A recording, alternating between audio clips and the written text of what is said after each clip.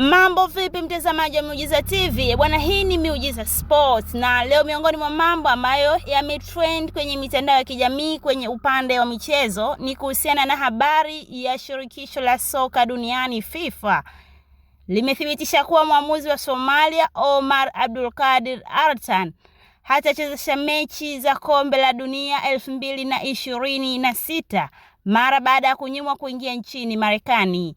Kwa mujibu wa FIFA, Artan hataweza kufanya mazoezi wala kuchezesha mashindano hayo kufuatia uamuzi wa mamlaka za Marekani kutomruhusu kuingia nchini humo licha ya kuripotiwa kuwa alikuwa na visa halali ya kusafiria.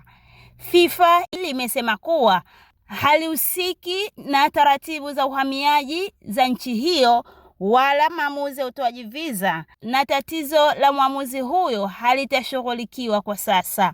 Artan alikuwa moja kati ya waamuzi wa kwanza kutoka Somalia kuchaguliwa kuchezesha kombe la dunia baada ya kutajwa miongoni mwa waamuzi 52 wa michuano hiyo ya kombe la 2026.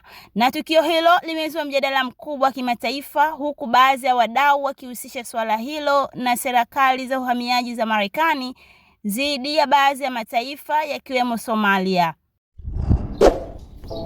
Subscribe Miujiza TV.